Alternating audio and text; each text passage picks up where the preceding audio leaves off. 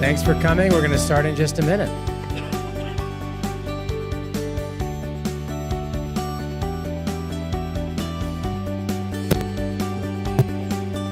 see. Victoria, great.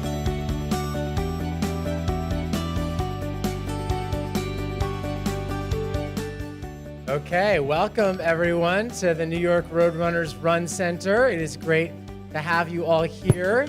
And happy Mental Health Awareness Month. My name is, let's give it up. It's really special for us to have this event here. My name is Rob Similcare. I'm the CEO of New York Roadrunners, and it's really special to have an event like this here. When I joined New York Roadrunners just over a year and a half ago as CEO, I really made talking about mental health and the connection between running and being physically active and mental health a big part of what I wanted to accomplish with the organization. And so here we are, the second month of May since I've been here, and we have an incredible lineup of events we're going to be doing all month long. I'm starting with this great panel today and then continuing on to Saturday. Is anybody here running the Mindful 5K on Saturday? Amazing, fantastic, me too. So really looking forward to a great month with a lot of great activations to highlight the great things that running can do for mental health.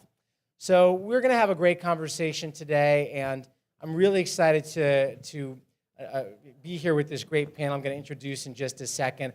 I also wanted to point out a couple other things that folks can do if you're out there online or here.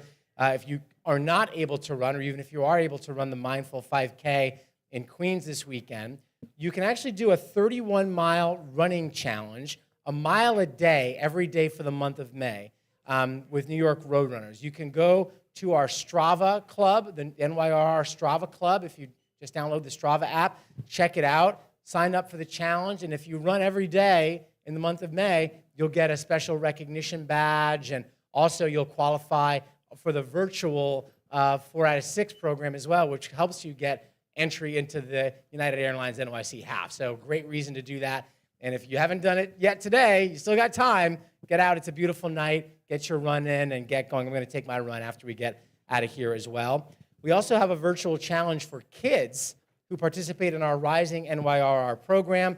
They will have 30 challenges, some of which include running. Some of them are breathing and mindfulness exercises to complete by the end of May as well. So we've already got a great set of kids. I think thousands of kids have already signed up for that. So we're really excited for that as well. And we're going to have special guests throughout the month on our podcast, the New York Roadrunners podcast, which is called Set the Pace. We have a great set of guests lined up for that. That podcast is now presented by Peloton. It's the official podcast of New York Roadrunners. So if you don't already subscribe to that, you can check it out on Apple or Spotify or all the places. We had a great episode that's actually dropping tomorrow with my new co-host, Bex Gentry. And we're talking about mental health. We've got a great conversation there as well, so check that out. Now, let me introduce this great panel we've got today. I want to start by introducing Matt Kuddish, and Matt is the CEO of NAMI New York. NAMI stands for the National Alliance on Mental Illness of New York City, and their mission is to help families and individuals affected by mental illness build better lives through education, advocacy, and support. They offer a variety of programs throughout the city, all of which are free of charge, amazingly, to anyone who needs them. So please welcome Matt. Hi, everybody. Thanks for being here. To Matt's left is Victoria Fortune. Victoria is an athlete and a wellness advocate, and she promotes the power of fitness on one's overall well-being. That is exactly what we are talking about. For her, the practice of running is as much mental and spiritual as it is physical. I feel the exact same way. Her involvement in running deepened in 2018 as part of her healing journey following her father's passing from cancer. She's also a member of our New York Roadrunners Contributor Circle, which is a group dedicated to spotlighting diverse communities and important societal initiatives within the running community. So please welcome Victoria. Thank you. Hi, everyone. And on the far left is Diana Carolina Rincon. How'd I do with that? Good. Pretty good. Diana is a proud first-generation Queens native who has lived her entire life in the borough. You running on Saturday? Yes, sir. All right. She's been an educator for 17 years, most recently serving as a bilingual dance teacher at PS 28 Wright Brothers School in Washington Heights. Diana started running just last year, and it has transformed her life, helping her to overcome anxiety and relieve the stress of teaching. I can imagine the stress from teaching. There's a lot of stress to relieve. She's now a member of the Flushing-based Run Crew World's Fair, which celebrates her home borough. Please welcome Diana. Hey, everyone. Thank you, guys. All right, you brought some fans. I love it. Thank you all for being here. Okay, so let me start with, I'm going to start with Victoria and then to Diana. You guys have such a unique connection to what we're talking about, the connection between being active, running, fitness, and mental health. Victoria, I love what you say about how running is not just physical, it is spiritual for you, and of course it is a mental journey as well. Can you talk about when you discovered that power of running and how you've used it in your life? Yeah, sure. Hi, everyone. It's so great to be here. Thank you again, New York Roadrunners, for having me. I've been a runner my entire life, but it wasn't until my dad was diagnosed with cancer that it became more than just physical for me. It became very mental and spiritual, as I said in the bio. Having to digest such heavy news like that, especially with it being, towards someone that I love dearly, was not easy for me. And I found myself going into a rut. I was in denial. And the minute I started running, I was able to process it a little bit more. I was able to feel less stress. I was able to feel less anxiety. And more importantly, I was able to be at peace with it, even though the circumstances were very unfortunate. And so, running has a way of just helping me cope through grief. And I wouldn't be here without running, honestly. Awesome. Thank you, guys. I just started running a year ago. I would definitely say not just a job. I'm a mother of a teenage daughter, and if anybody has teenagers specifically, it's one of the hardest jobs in the world. A lot of anxiety and stress comes from that, and if I would have known what I know now years ago, things would have been better. Exercise and running, it gives that peace of mind that you don't have when you're still, right? When you're just doing your job and you're coming home, you don't really get a chance to release that anxiety and stuff we have. So I discovered what sleeping without having, sleepless nights. I discovered what REM sleep was after I began running and the importance that had and the connection. And when you run, you don't think about every single problem you have in life. You're constantly thinking, I have to put the foot in front of the next one. I don't want to fall. Am I breathing correctly? My knee hurts. Now my calf hurts. Because you're doing all of that, everything that you were thinking about during the day completely disappears. And that, to me, is just absolutely beautiful, to be honest. I love it. You're thinking about the stuff that hurts, so there's no room to have the anxiety. I can relate to that. Matt, NAMI is a resource for so many people in New York City. I'm just curious, we'll talk about what you guys do, but in the work of you and your organization, do you see as well the connection between physical fitness and running? How does that play out in the work that NAMI does, and where do you see that help? Yeah, so we have a running group. We actually started that because there's a ton of evidence that supports the fact that physical activity has a positive impact on your mental health. Also, when you're moving, you're getting the blood flowing through your body at its most optimal way, which is healthy for your brain, which is where a lot of the mental health challenges that we experience take place. And so our running club has grown over the last several months. We think we just started it last year. And I think the more we talk about the connection between physical and mental health, the more people understand how important it can be and how beneficial it can be. So it's become a real part of the work that we do. And certainly our partnership with New York Roadrunners helps us to spread the word even more. And you are also a longtime charity partner of ours. You raise money through the TCS New York City Marathon. Talk about that team a little bit and the folks who come out to run for NAMI in the marathon and what the experience is like for those folks, not just running and getting healthy, but also raising money for this cause. So we, last year, I think we had ended up with 60 bibs, and we had over 300 people apply for those bibs. And we actually have a pretty comprehensive application process because we really want to get information about the people who are applying to run. And every single person wanted to run for mental health for a particular reason, whether it was them or someone in their family or a friend of theirs, or they lost someone to suicide.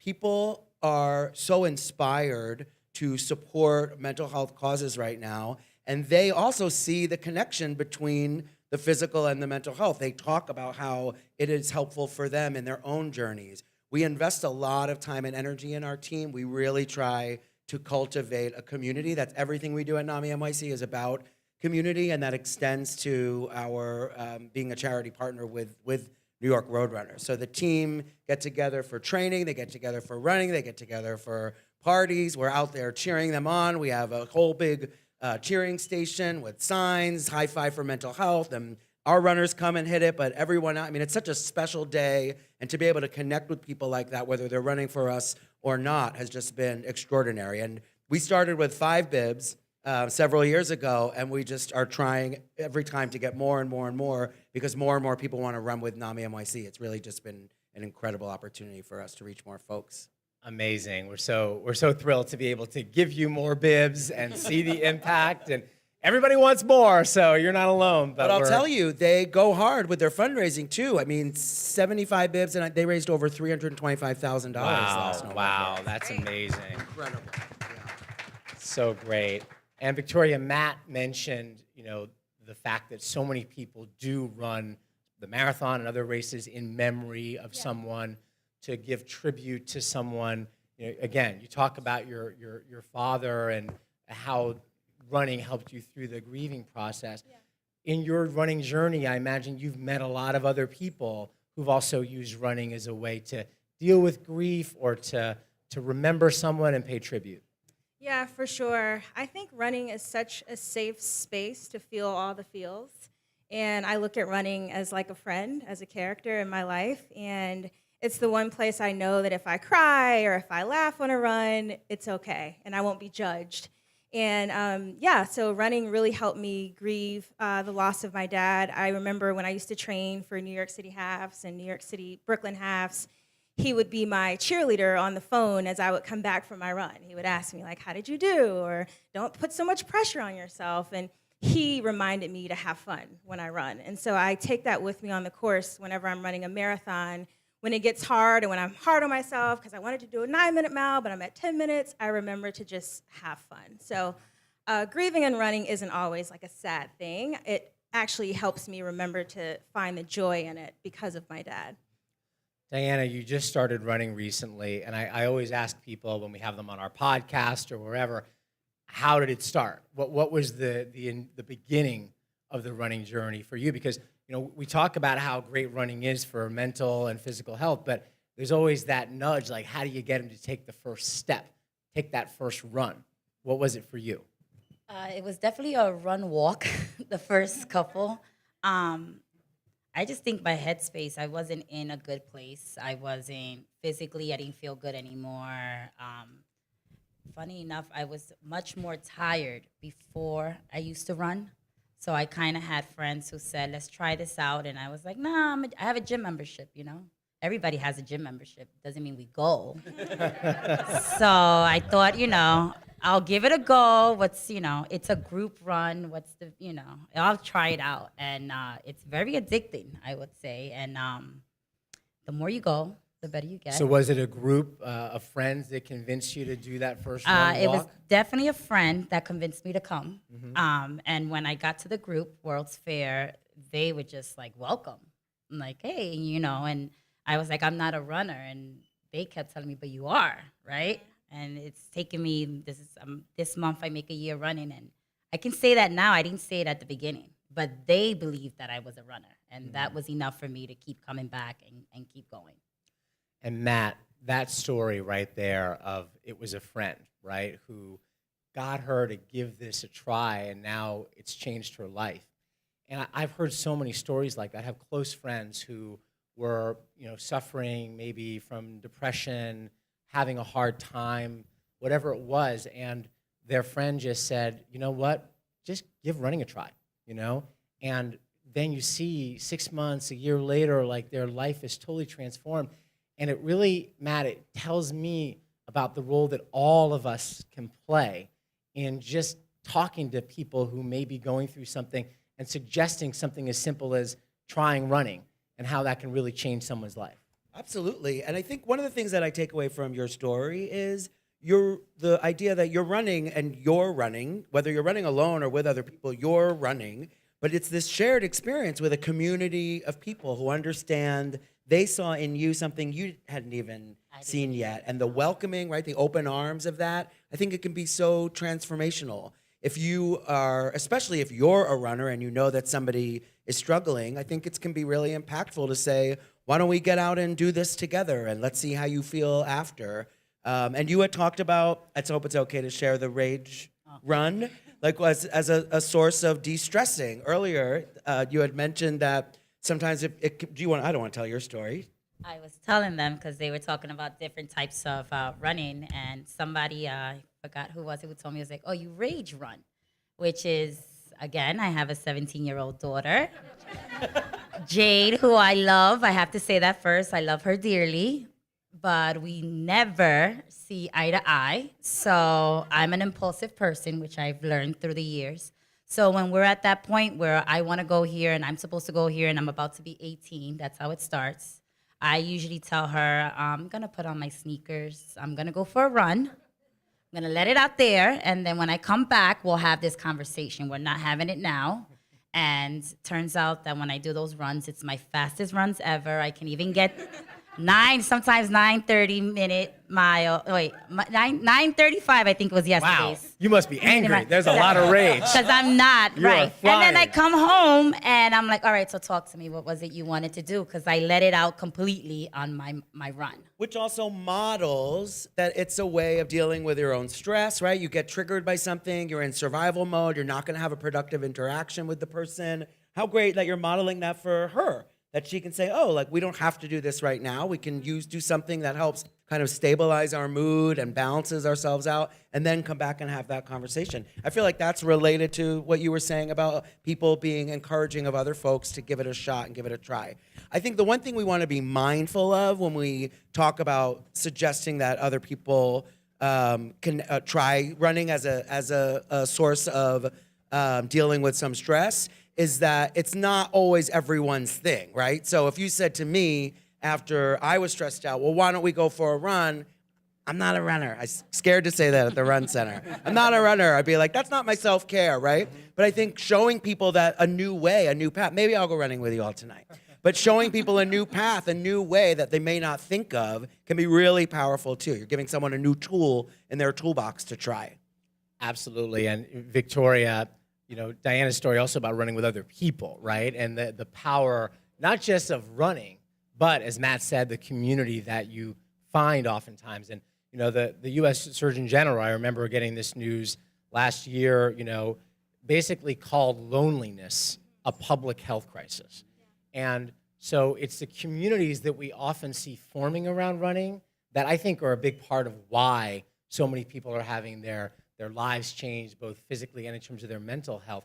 You are a founding member of something called the Define New York Run Club. Yeah. Can you talk about that, why you created that, and what that's doing for your community? Sure. So it was created by Coffee, and there are 5 other founding members. We all met during the Nike Project Moonshot program that happened in 2019. That was a part of my grieving process, training for the New York City Marathon in 2019. Nobody knew that I'd lost my dad until it went public. Nike did a whole campaign on it. And following that, he asked us to, you know, he co-founded a run club. Number one, there weren't that many black people out there running, or at least I didn't see too many black people that looked like me outside of a select few that were uptown. And so I think we wanted to create a community where people felt safe and seen. And so we started the Define New York Run Club based out of Brooklyn, New York. We meet out of Dick and Jane's every Saturday, and anybody can join. We've even had people join us on the route. And our motto is, I run, you run, we run together. So no one gets left behind despite your pace. And it's been beautiful to watch people's evolution that'll just come for a run and just try it out and continue to come weekend after weekend. And we've grown from 6 people to now about 50 on an average Saturday. So super beautiful to watch how the journey has like evolved over the years. Diana, you've got your group, your crew, the World's Fair Run Club, which is here in force tonight, as well as the Adidas Women's Program, which you're also involved with. Can you talk about your tribes, your groups, what it means for you to run with them, and how that is changing the experience of running and the impact it's having on your mental health and your spiritual health? Well, I wouldn't even be running if it wasn't for the both programs. I started my journey with World's Fair, and they're a Flushing Queens group, but the saying is for Queens, for everybody. And I will say that we're definitely open to everyone, even my walk-in self when I first started.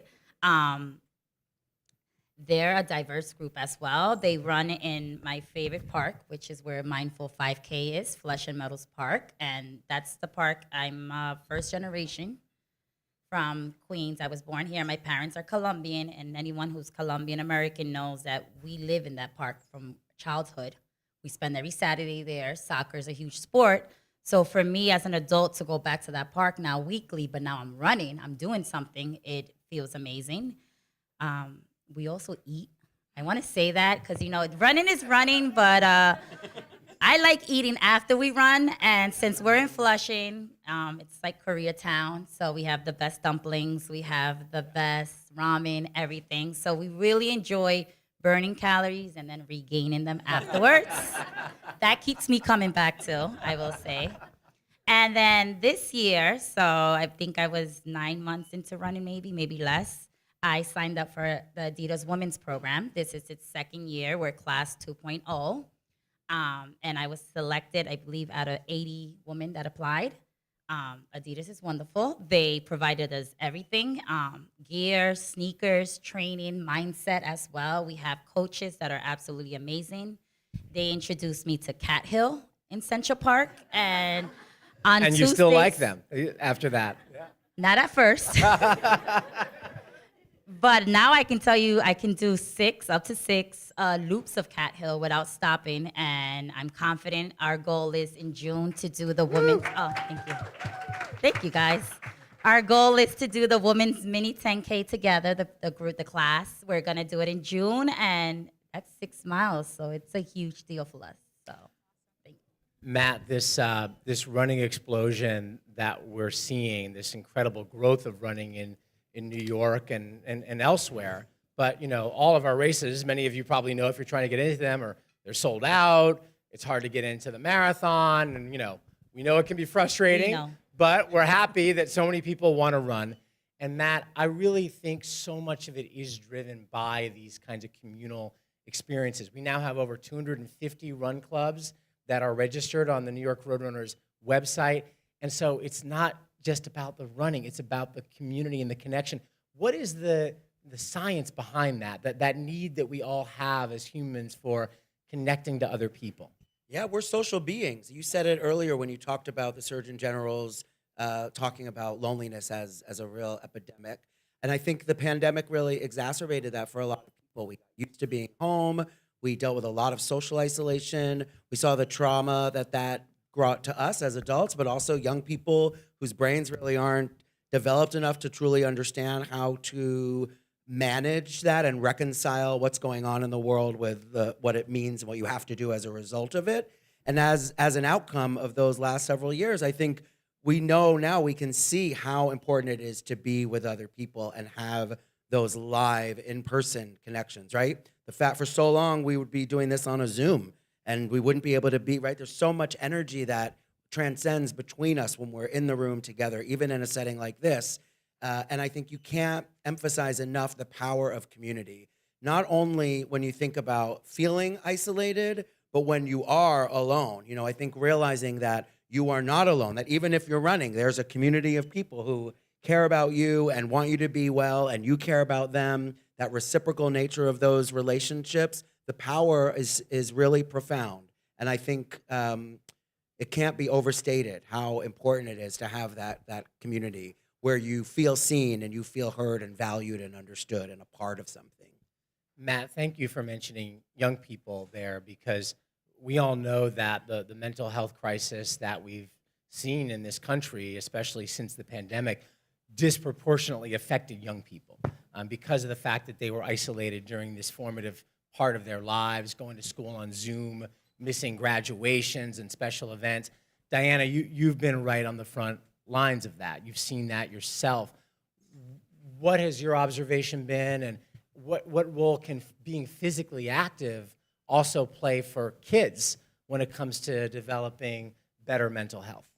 So as teachers, we have a term, we call them the pandemic babies.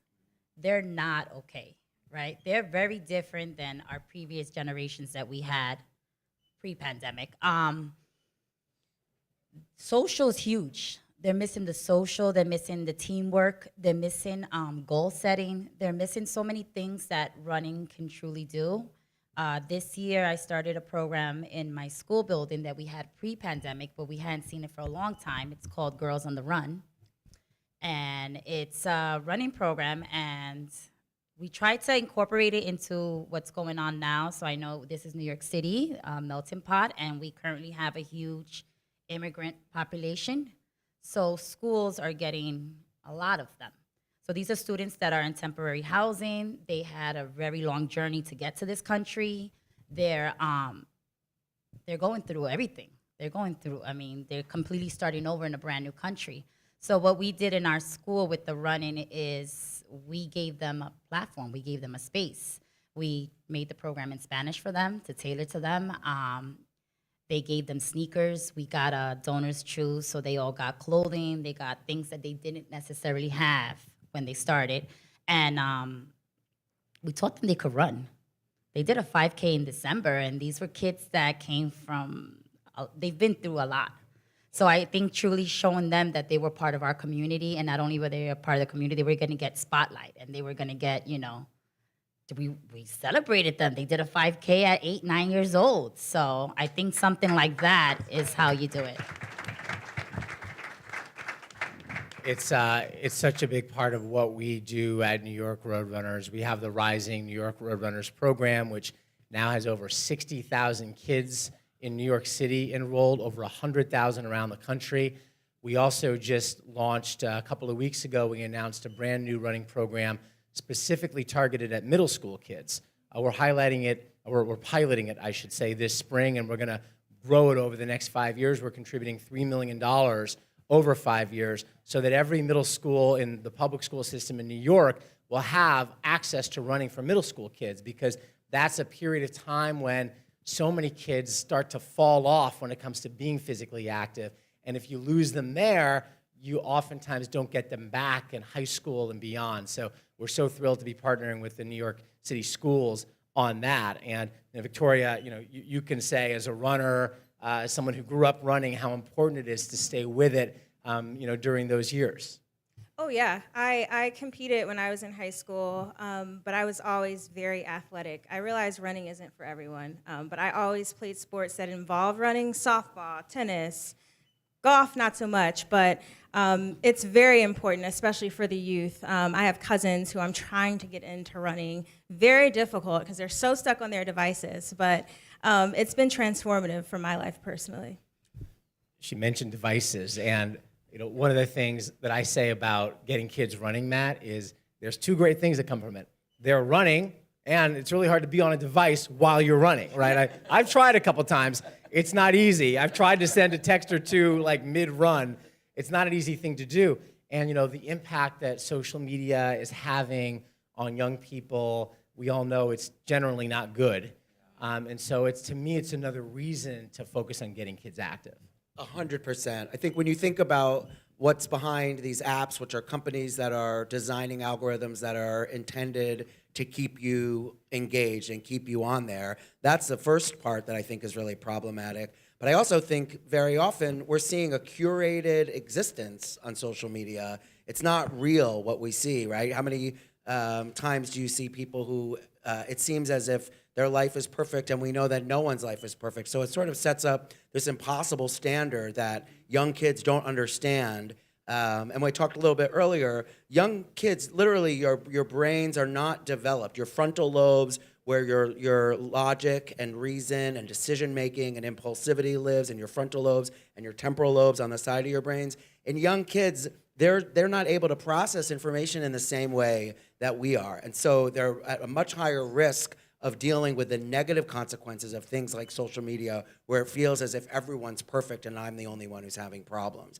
And then on top of that, there's a lot of bullying, cyberbullying, that goes on among young people today on social media and apps and things like that as well. So the more we can get, and also I feel like we're seeing posture shifting. Like I feel like so much of we're just like slumped over looking at our phones. I think we're gonna go back like de-evolution and kind of return. Maybe not, but Hunched over like Cro-Magnon man. yeah, exactly. Over an iPhone. Yes. Yeah. It's kind of strange, but it's true. Victoria, this concept of self-care, right, which can mean a lot of different things to a lot of people. You talk about self-care, listening to your body, responding to how your body is feeling, the signals you're getting from your body and probably also from your mind, from your mood, things like that. Can you talk about this, what your approach is to that and how you think people should think about that?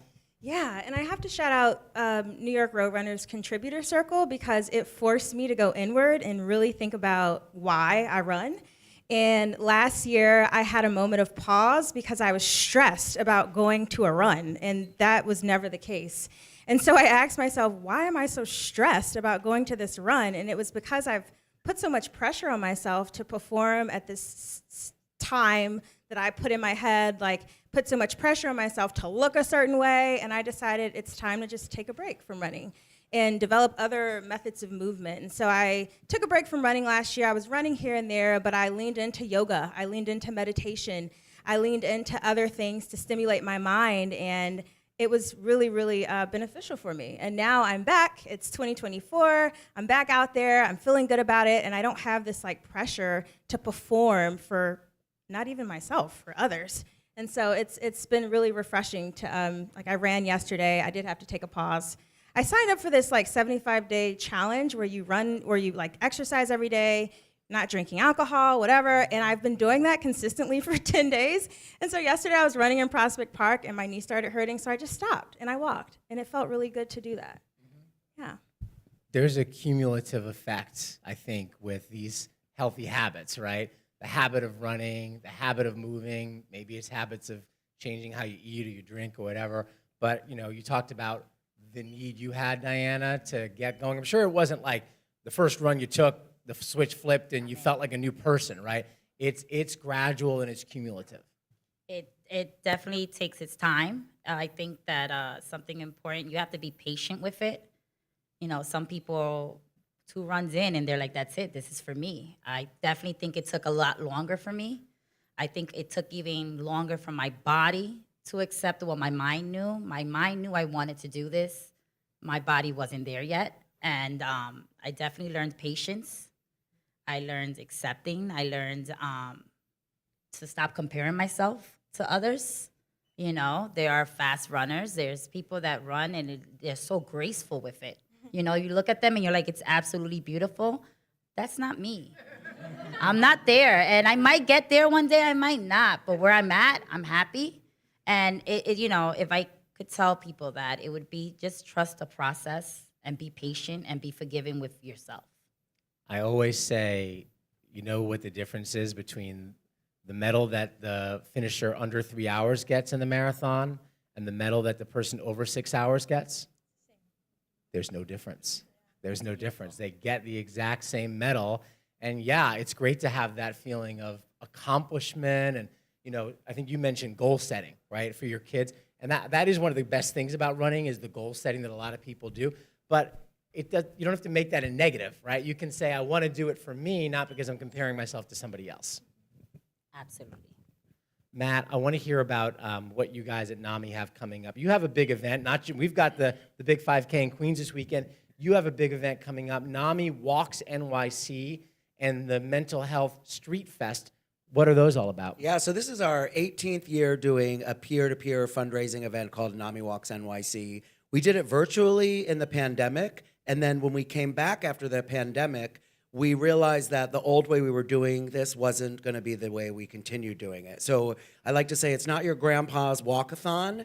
We sort of reimagined it to be, there is a walk component to it, but it's much more about celebrating the fact that we are a community and we are together. So that's where the Mental Health Street Fest part comes in. So on May 19th at the Seaport, we're going to be hosting NAMI-NYC, 18th year Mental Health Street Fest. There's live mural painting, there's a drum line, there's breakdancing, there's face painting for kids, there's sports kinds of activities, there's carnival food, DJ. It's really about coming together, being with other people. We talk so often at NAMI-NYC about the stigma and the shame that so often exists around mental health issues. When we feel like we're the only one going through it, it's isolating for us living with mental health challenges. It's just as isolating for our family and our friends. Very often people don't know what to say to be helpful when you talk about a mental health condition or a mental illness, so they don't say anything and they kind of disappear and you're left even more isolated thinking you're the only one going through it. You can't feel shame at NAMI Walks NYC. You don't feel that stigma because you feel like you're alone. Look around. There are thousands of people out there celebrating that it's okay not to be okay, that you can live a rich, full, and rewarding life living with a mental health condition, loving someone with a mental health condition. So that's what the event's all about. You can register online at NAMIWalksNYC.org. Obviously, it's our biggest fundraiser of the year, so if you're able to register and fundraise, that's great, but it's free. If you just want to come and hang out and be with us and experience it, it starts at 10 o'clock in the morning on the 19th, the day after the Brooklyn half. Amazing. That sounds great. Sign up, check it out. And NAMI, by the way, is going to be at the Mindful 5K. They're going to have a tent. You can stop by, learn about their services, sign up for this event as well. So if you're out in Queens this weekend, you can definitely get to know. And we're doing NAMI some meditation, and we're doing a tent with meditation, guided meditation. So you can sign up for a spot when you can pick up your bib here, and we'll see you bright and early on Saturday morning. That's right, and we're going to have a pre-race meditation from the start stage as well. My friend, the amazing yoga instructor from Peloton, Kristen McGee, is going to lead that meditation. I see the clapping there. She's amazing. So you can show up and get ready to run as well with some quiet, calm words. I can't wait to see how that plays out with 5,000 runners in the corrals, all meditating. That's going to be amazing. So we're going to take questions in a minute, so start thinking of your questions for this awesome panel. But I want to go down the line, and I'll start, Diana, with you on the far end. What advice you would have for someone out there? We know there's someone out there watching this who is where you were, a couple of years ago, right? Not feeling great about themselves, trying to figure out, a way to feel better, and have more energy. What would be your advice to them? Try it. Try it. And that doesn't mean, again, to be the fastest runner. Go out there. If you can run for 30 seconds only at a time, and then you need to walk 2 minutes, do it. But go out there, see what it feels, set realistic goals for yourself, and crush them, and keep crushing them. And, before you know it, you're going to be in this lifestyle, and you're going to be saying, wow, I'm a runner, Believe in yourself. Everyone can do it. Everyone's a runner. I love that. Love that. Let's give it up for that. We can all try it. And I love your emphasis on the walk, run, or run, walk, we call it, right? It's an amazing way to get started. I can't emphasize enough that you go out and take a mile, run 100 feet, right? And then walk until you catch your breath and then run 100 feet, right? Like, it's an amazing way to just try it and get into it. And then next thing you know, you're running 200 feet, and then it's a quarter mile, and it's just a great way in.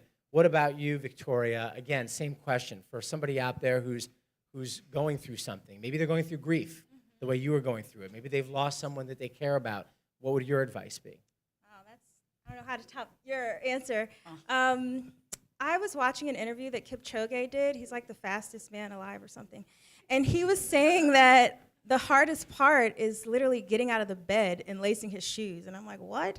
And so I carry that advice with me as well. Like, even when grieving, it's hard to get out of the bed sometimes because you're just like, it's earth-shattering to lose someone you love. So if you can get out of the bed and wash your face, you don't even have to wash your face. put on your shoes and lace them up, then you're already halfway there. And so I think that's my biggest piece of advice. Get some shoes that you feel comfortable in, lace them up, walk out your door, take that first step, and you're already halfway there. I want to add on to that about just that first step and lacing up. One of the things that I do sometimes when I know that I may, especially when it's cold in the wintertime, and I know like getting out the door is going to be hard, I make sure I make it really easy for myself in the morning. Yes. All the gear is laid out, you know, the shoes are there, the socks are there, the everything, the outfit's there, right? So it's so easy to just roll out of bed, get into those running clothes, and run. Removing those barriers is key, because our mind plays those tricks on us and comes up with a million excuses why not to do it. So you can do some practical things to take some of those excuses away. Totally. Absolutely. Matt, this question to you, and I think, you know, probably from a different perspective, right? You are a provider of, you know, mental health services and programs. What's your advice to someone out there who is going through a mental health crisis or knows someone who is? Honestly, reach out for help. Often I was mentioning, you feel so isolated, you feel alone, you feel like nobody's going to understand what you're going through, nobody can relate. I promise you that's not the case. 1 in 5 of us is living with a mental health condition. The other 4 are our family members, our friends, our colleagues, our neighbors, our run club. We're all dealing with these issues. And as much as you may feel alone, you are not alone. And that's really important to remember. And to Rob's point earlier, our programs and services are available free of charge to anyone who needs them. We have a wide front door with as few barriers to entry. We don't ask a ton of questions. If you want to say your name is Santa Claus and be in a support group, we will call you Santa Claus, and you just be in that support group. There's help out there if you need it, or if somebody you love or care about needs it. NAMI-NYC.org is the only place you need to go. I love it. So we're going to take questions in a minute.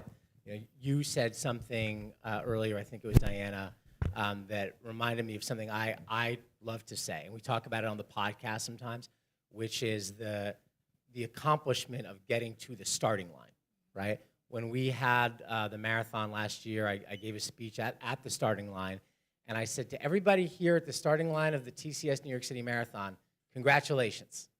And I was like, well, wait, why am I congratulating you? You've got 26.2 miles. You have to now go run, and I'm congratulating you now. Why? Well, because you got here. And it is so hard to get to the starting line, whether it's a marathon or a 5K or whatever. The amount of mental fortitude it takes to put in the training, first of all, just to decide to even try it, then to put in the training, then to get into the race, obviously, and then to do everything you have to do, that just getting to that starting line is an accomplishment, because it's an accumulation of small accomplishments that you rack up over and over and over again. And that's what gets you to a place like that. And that's really what life is. And I think that's why so many runners are successful in other areas of life, because they had the option to give up, to quit, to not try it, right? To just say, not today, tomorrow. And runners are the people who never took the option to quit. They kept going, day in and day out. And that's why I think so many runners do amazing things, and that's what I think running can do to help really turn someone's life around. So, I appreciate you raising that. Can you relate to that? Absolutely, absolutely. That starting line, especially those early races that you guys, New York Roadrunners, has, those cold, early, you're definitely standing there. You're in front of the porta potties at the long lines, and you're contemplating, I could be in bed right now, and why am I doing this? And then your corral ends up being there, and and it's beautiful. It truly is. So you're absolutely right. Do you run in the morning, Victoria? I do. Yeah. I'm a morning running girly. I prefer that. I also feel like it's a lot safer, especially being a woman. There's so many barriers. There's so many things we have to think about. What do I wear? Do I need to carry pepper spray? What is my route going to be? We have to literally think through everything. And I think the mornings in the sunlight is the best time to run, at least for me. I get that. It stinks that you have to think about that, and we wish that wasn't the case, but it totally makes sense. Matt, I'm a morning runner too, And I have a saying I use when it comes to running in the morning: win the morning, win the day, right? If you have a good morning, you usually end up having at least a pretty good day. And it is that breaking that kind of cycle of, negativity first thing in the morning, right? If you wake up and think, I'm not going to have a good day today, you're probably not. If you wake up and say, you know what, I'm going to give it my all, I'm going to go on that run, you're investing in that day, and I feel like you can pay off later on in the day. And I think that's a lot of what people I know who have been through depression, right? That's why it's so hard to get out of bed, is because you don't think anything good's going to happen that day. Yeah. And I think, I appreciate that. And I'm a night exerciser. I like going to the gym at the end of the day. I don't love getting up in the morning for anything. But I also feel like the way it kickstarts your day, to me, it's like I'm leaving my day there, and then I'm done with my day. And I share that only to say there's no one way to take care of yourself, right? So you're going to figure out what the best time of day, how you're going to do it, who you're going to do it with. I think when we think about self-care, it doesn't need to be anything prescribed that my way needs to be your way. The definition that I like to think about with self-care is, what do I need right now to feel good? And maybe it's going for a run, and maybe it's sleeping in a little bit and going for a run or exercising later. Maybe it isn't running or exercising at all. Maybe it's crying or reading a book or watching the people walk by at a cafe. There's so many different ways to take care of ourselves. I think it's really important to remember. And to your point about stopping, right? It became something else for you than positive. And that's important to realize too, and finding other ways and other avenues to find those ways to take care of ourselves, whatever and however that may be. Amazing. I love it. All right. We have this amazing audience here. First of all, thank you for packing the house here. This is amazing to have such a great crowd. Thanks to those of you online following along as well. So I'm going to open it up for questions. I don't know if we can take online questions, but here in the room, raise your hand if you've got a question for this awesome panel. Yes.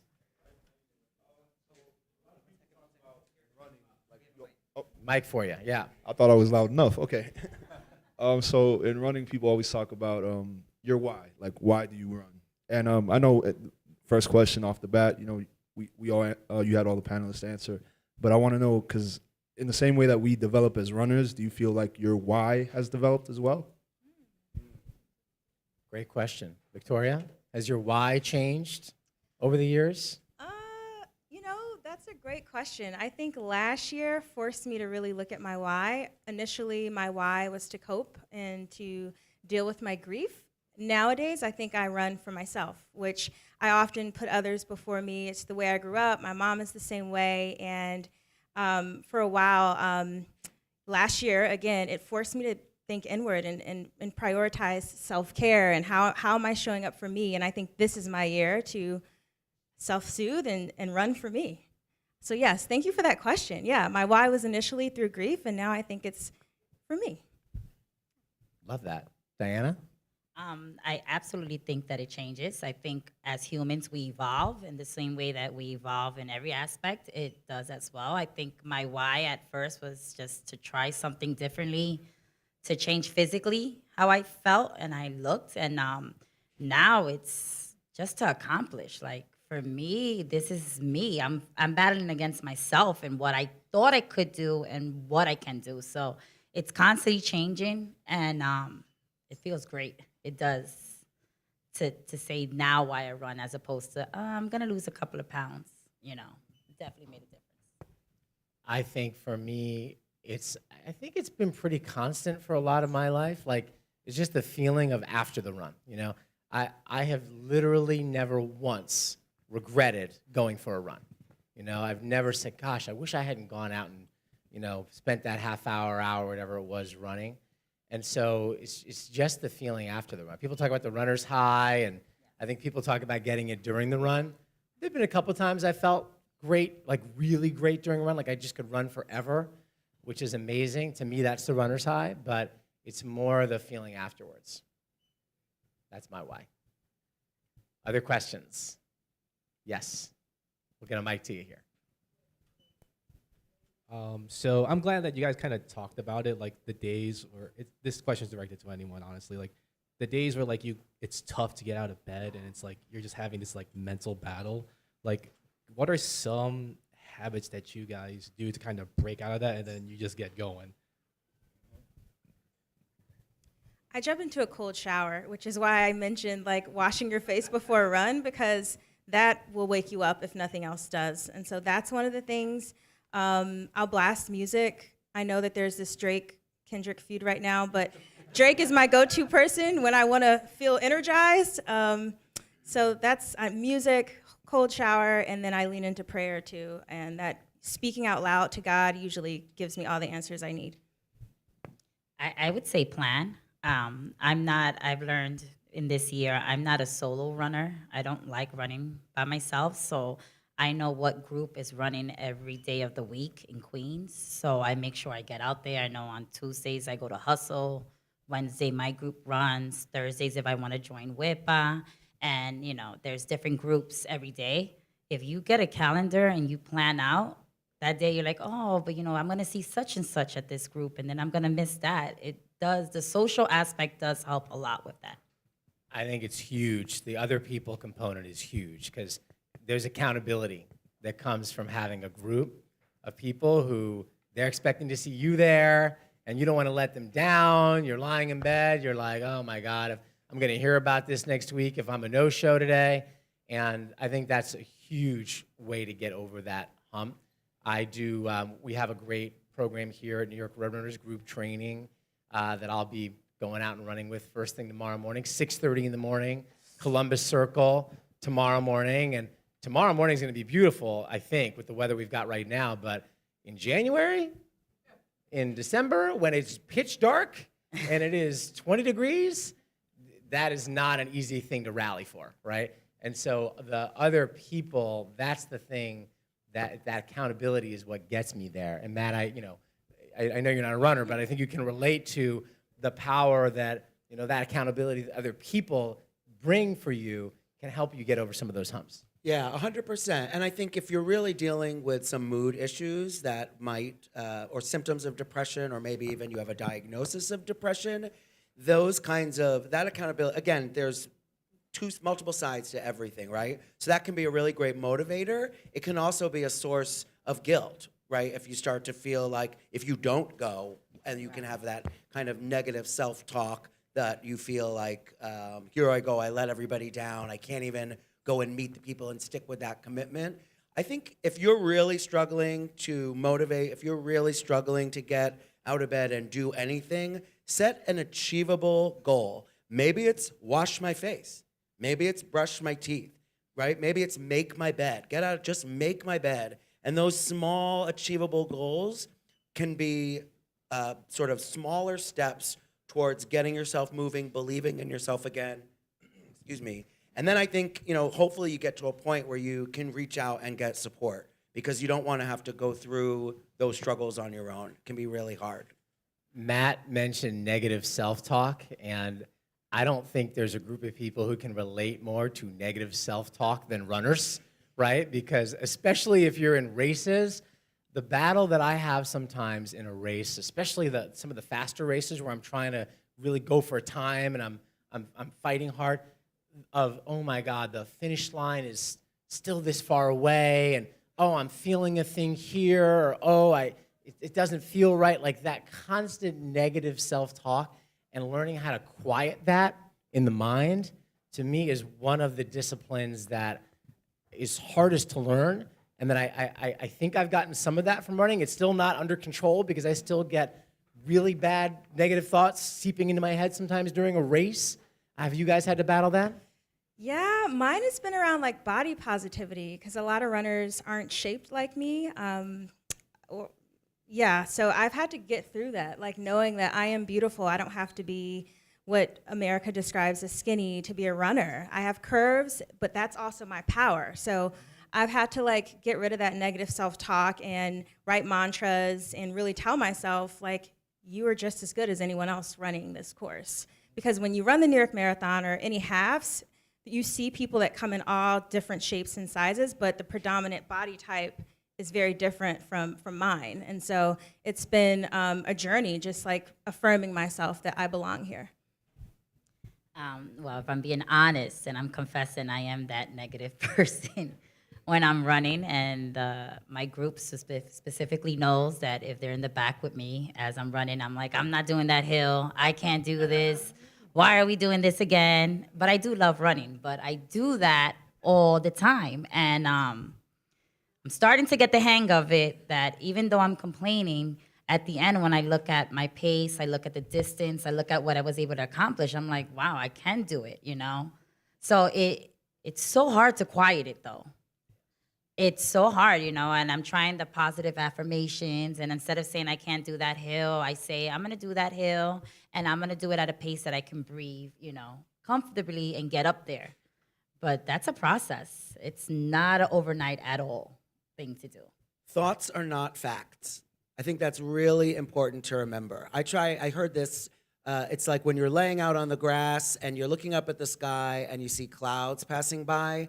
If you have a negative thought, think of it as one of those clouds passing by. And there it goes. If you had the thought, it doesn't mean anything necessarily. It can just be a thought and go and move on beyond that. I love that. Thoughts are not facts. That's a really, I'm going to take that. Can I use that? Do it. Okay, I'm definitely going to use that. Any other questions here? Yes, in the back. Yeah, I'd like to stay on the topic of self-talk a little bit. I know we, as runners, we have a lot of negative self-talk that goes through our minds from beginning to end, but there's always, I think we've all experienced like that one moment of positive self-talk, like a mantra or something that we carry with us. It could be one sentence or one phrase that we carry with us through our own journey.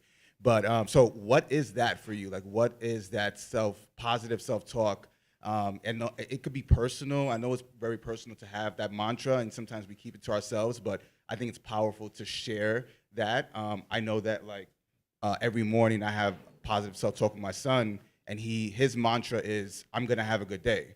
And by him telling me that, I carry that with me throughout my day. So I would love you all to share what's one thing you've said to yourself, or you continue to say to yourself throughout the run that's positive and that gets you to the finish line. Love that. What a great question. Yeah. Jump in. Sure. So before my dad passed, maybe 2 years before he passed, I ran the New York half. I was just showing Marissa the photo from the New York half. And he came to New York and he left a sticky note on my refrigerator, because I woke up at the crack of dawn to get to the race, as you mentioned. And it said, "Run your ass off, champ." And so before the New York City Marathon, he'd already passed, I got it tattooed on me. So that is my line, like, run your ass off, champ. And if I need a reminder, I look at my tattoo, and then for me, it's go time. It's like, all right, so boom, I'm running my ass off. I'm getting to the finish line. So that's like my one line, which is super personal, but yeah, that's it. Run your ass off, champ. I love it. I just think this simple words, I can, right? You just got to start saying I can. It's not I can't go up the hill. I can't run that long distance. I can't do a long run. It's no, I can. I can. I have, and I just need to, lack of a better word, shut up and do it, you know? So that's what. I like to think to myself that I love this, right? Like, I love this. And remind myself that I'm really enjoying it, right? Because sometimes it doesn't feel so enjoyable. So if I tell myself I love it, I'm gonna love it. And like, I'm running because I want to, right? Not because I have to. It's not my job. I mean, I work for Roadrunners, but I don't get paid to run. I get paid to run the organization, but not to actually run. And so I remind myself that I'm there by choice, that I'm there because I love it. I think about the people I love, and I look around and see all the other runners and think about the people they love. So I try to think about love and how much I love doing it, and that makes it feel fun and great. And the negativity, you know, what's to be negative about? You know, I'm out there having a great time in a race, doing it because I love it, right? So that kind of self-talk can overcome some of the negative self-talk. I don't have a mantra, but one of my favorite quotes is, "Do the thing you fear, and the death of fear is certain." So anytime I'm faced with something scary or unfamiliar to me, I try to think about that. It hasn't gotten me running, but. All right, we'll look for one or two more questions. Yes, right over there in the white sweater. Thank you. Thank you all for being here and for your inspiring comments. I was wondering if any of you have ever experienced what I've understood as the post-event blues. So like after you get to something that you've been anticipating, such as a marathon, a race, a big event, you kind of have this slump afterwards because you've been working towards it. So I was just curious if any of you have experienced that and how you either got through it or how you prepare for it before it happens. Yeah, I think that is one of the reasons why Define New York Run Club was founded, because we had all cultivated such a strong relationship with one another, training for the New York City Marathon in 2019 through Project Moonshot. And after the event was over, it's like, oh my God, we're not meeting every Tuesday, Thursday, and Saturday, and sometimes Sunday anymore. And so we founded this run club, I would say, out of the post-marathon blues that we were all experiencing and that we missed each other. So advice for you, I don't know if you've joined a run club, but if you haven't, maybe consider joining one if you've run a race and you've experienced that, because I think the common theme that I've heard is around community. Community is everything. So I encourage, you can join us. You can join Define New York if you're in Brooklyn. But yeah, join a run club if you haven't. Oh no, I'm such a newbie. I just learned something. I didn't even know there was a blues. It's That's a real completely thing. new It's to me. real. It's a very real thing. I've experienced it. I've talked to a lot of people who've experienced it. The marathon, I think, is where it happens the most because you're building up for such a long time. It's such a big event. And then it's over. And then, like, it just feels so over, like, so quickly. And for me, I mean, first of all, like, stretching out the celebration of it, right? Making sure that you plan to meet, if it's a run group or friends who supported you or whatever, like, make sure you have, like, not just the one night, but, like, you know, take a week of celebrating it, right? Like, make sure you've got a bunch of things to kind of keep celebrating what you did. And then I think for a lot of folks, they like to start thinking about the next thing, you know, and like you don't always go to the next thing and the next thing and the next thing, but people do like to at least start thinking about what's possible as a next thing, so you have something else to look forward to, whether it's running a new race or running a better time or whatever. But yeah, it's a very, very real thing, absolutely. All right, let's do one more question. I know you've had your hand up in the back, yes. Hi, Victoria. So running a race, any length is a big deal, and whether you do it once or twice or 10 times. And you spoke about celebrating. How do you all celebrate after your run? Like, what happens once you cross the finish line? How are you celebrating that accomplishment? We know you eat. Diana. Actually, That's what I do too, by the way, eat. Go ahead. which yes, it's amazing. So I've only had like 2 real races, you know. At the UNET half was the last one I did, and I actually stopped drinking to prepare for it. I did I think 16 weeks before, which was a big deal for me. So that day we definitely went out and we, my first time running 13.1 miles, and we went out and we celebrated. I want to say like if we were 21 with a brand new ID. And I thought I was great. I danced. I have not done this in a very long time, but I did it that day and I went all out, and it was beautiful. The next day, of course, because I didn't stretch and I didn't do everything I was supposed to do after the race, my body was killing me. But that day was awesome. It was really nice. I'm typically like limping after the marathons because I tend to go too hard, and then I'll plan a party a week after. So I don't really do birthday parties, but I do marathon parties, and I go all out, and it's like my moment, and I like invite everybody. We have drinks and food together, but it's typically like a week following, not immediately after. I just think about my bed immediately after the marathon. I personally run, I've run 2 marathons. I tend to run more shorter distances now, 10Ks and halves. And my favorite thing is to hang around the finish line after I'm done running and just give other people high fives and fist bumps and like celebrate them, because I love giving that love back. I get a lot. You get the high fives, you get it, but giving it is so much better, right? So I think that to me is the best way to celebrate a great run. All right, Matt, I'm going to leave it to you for our final comments as we kick off Mental Health Awareness Month. And just to you, what do you think people should do to, whether it's celebrate or recognize, what's a good way to spend Mental Health Awareness Month, and what's something that everybody can get out of paying attention to their mental health this month? aside from fundraising for NAMI-NYC NYC, Yeah, that and I think remembering that compassion is really important. Self-compassion, compassion for other people. I try to always remember whoever I see has something going on, right? We all have stuff going on in our lives. I try to remember that people are doing the best they can, and I try to put that compassion on myself as well and treat myself really with kindness. I try to model it, at work. I work at a mental health organization, and we work really hard and work really long hours, but I take my PTO like everyone else. I encourage people to do it. I think we have to take care of ourselves. We have to sort of try and find that balance. So if you don't feel like any of those things have resonated with you, May Mental Health Month is a great month to start to think about that more. To think about as we walk by people on the street and we see our brothers and our sisters who may be struggling, just remembering, like, we're human beings. At the end of the day, it's about being a person and being with other people. And I think that can be really powerful when we get frustrated or we're having a bad day and we get annoyed that people are standing in front of the doors of the train and we can't get off, and right? Like, just taking a breath and just remembering and centering myself. We're doing the best we can. I love it. I love it. Thanks to all of you. What an awesome crowd.